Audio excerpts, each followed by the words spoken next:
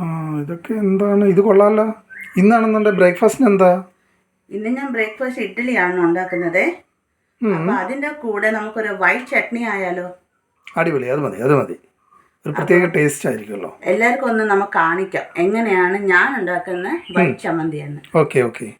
അതിന് ഞാൻ എടുത്തത് ഇത്തിരി തേങ്ങ, പിന്നെ ഞാൻ നമ്മുടെ കാന്താരിയാണ് എടുത്തത് കേട്ടോ. കുറച്ച് കാന്താരി, ഇച്ചിരി എരിവിന് വേണ്ടി. പിന്നെ വറുത്ത കപ്പലണ്ടി, അതിന്റെ തൊലി മാറ്റിയതാ കേട്ടോ. പിന്നെ വറുത്ത കടലപ്പരിപ്പ്, ചട്നി പരിപ്പ് എന്നും പറയും, കടയിലൊക്കെ മേടിക്കാൻ കിട്ടുന്നത്. പിന്നെ കടുക് വറുക്കാൻ ഒരു വട്ടില മുളകും കറിവേപ്പിലയൊക്കെയാ കേട്ടോ. ഇത്ര കാര്യങ്ങളേ ഉള്ളൂ. നല്ല ടേസ്റ്റി വൈറ്റ് ചട്നി നമുക്ക് ഉണ്ടാക്കാം. തീർച്ചയായിട്ടും. ഈ കപ്പലണ്ടിയും കടലപ്പരിപ്പും ഒന്നേ വറക്കണം കേട്ടോ.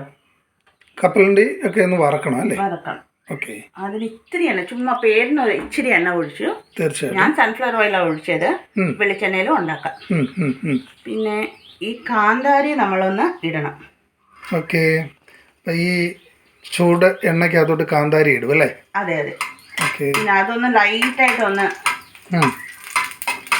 സൂക്ഷിക്കുന്നുണ്ട് കേട്ടോ. ഈ കാന്താരി ചിലപ്പോൾ പൊട്ടാറുണ്ട്. അപ്പൊ ഇതൊന്ന് ചുമ്മാ ഒന്ന് വാടിയാൽ മതി. കാന്താരി ആ റോ സ്മെൽ വരാതിരിക്കാൻ വേണ്ടിയാണ് നമ്മൾ ഇങ്ങനെ ചെയ്യുന്നത് കേട്ടോ.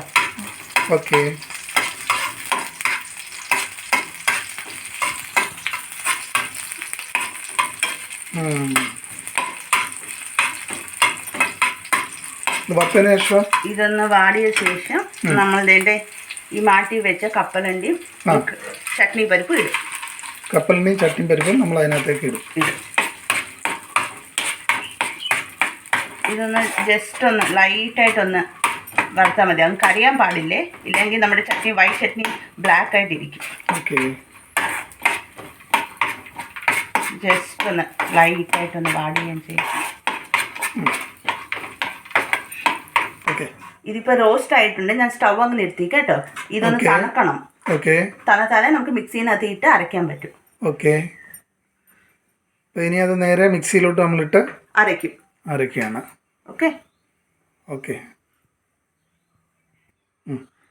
ഞാനെൻ്റെ മിക്സിയിലോട്ട് ഇപ്പം ഈ തേങ്ങയും ഇതെല്ലാം ഇടാൻ പോവാം കേട്ടോ.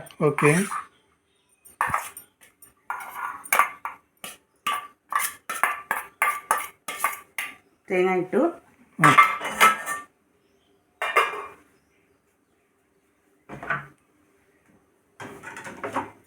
ഇതെല്ലാം ഞാൻ ഇടുക.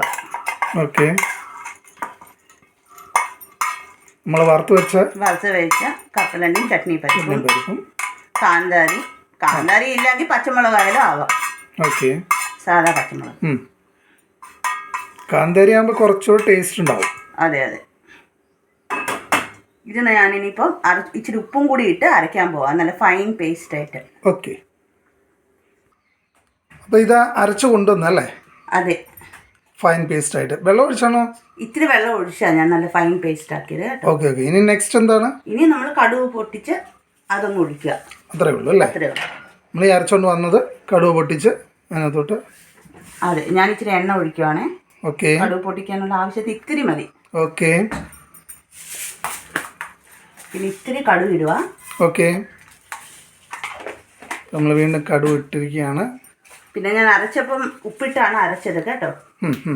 പിന്നെ കടുക് വറ്റൽമുളക് ഇട്ടു. കടുക് പൊട്ടട്ടെ. കടുക് പൊട്ടുന്നുണ്ട് അവിടെ. ഇത്തിരി കറിവേപ്പിലയും കൂടി നമ്മൾ ഇടണം. കറിവേപ്പില ആഡ് ചെയ്തു. പിന്നെ നമ്മൾ ഈ അരച്ച് വെച്ച ചട്നിയും കൂടി ഇതിലോട്ട് ആഡ് ചെയ്യും. അരച്ച ചട്നി ഇതിനകത്തേക്ക് ആഡ് ചെയ്ത്. ഫ്ലെയിം ഒത്തിരി കുറച്ച് വേണം വെക്കാൻ കേട്ടോ. ഞാൻ തിക്കായിട്ട് വേണമെങ്കിൽ ഇങ്ങനെ നിർത്തിയാൽ മതി നമുക്ക്. അല്ല നമുക്ക് ഇച്ചിരി ലൂസായിട്ട് വേണമെങ്കിൽ ഇച്ചിരി വെള്ളം കൂടി അതിനകത്ത് ചേർത്ത് അരയ്ക്കും. ഞാൻ ഇച്ചിരി വെള്ളം ചേർക്കും കേട്ടോ. തീരെ അങ്ങ് തിക്കായാലും കൊള്ളില്ലല്ലോ. അതുകൊണ്ട് ഞാൻ ഇച്ചിരി വെള്ളം കൂടി ഒഴിച്ചായിരുന്നു കേട്ടോ. ഒത്തിരി ഇത് തിളയ്ക്കാൻ പാടില്ല ചമ്മന്തി. ഒന്ന് ചെറിയ ഇത് ചൂടായാൽ മതി. നല്ല വൈറ്റ് ചട്നിയാണ്, നല്ല ടേസ്റ്റാണ് കേട്ടോ. നമുക്കിത് ദോശയുടെ കൂടെ, ഇഡ്ഡലിയുടെ കൂടെ, എന്തിൻ്റെ കൂടെയും കഴിക്കാം. ഓക്കെ, അപ്പോൾ നമ്മുടെ ചട്നി റെഡി ആയില്ലേ? എല്ലാവരും ഒന്ന് ട്രൈ ചെയ്ത് നോക്കൂ കേട്ടോ. അപ്പോൾ എല്ലാവരും ഇതൊന്ന് ട്രൈ ചെയ്യണം.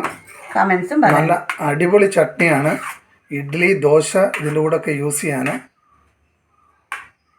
എല്ലാത്തിനും കൂടെ നല്ലൊരു ചട്നിയാണ്. ഓക്കെ.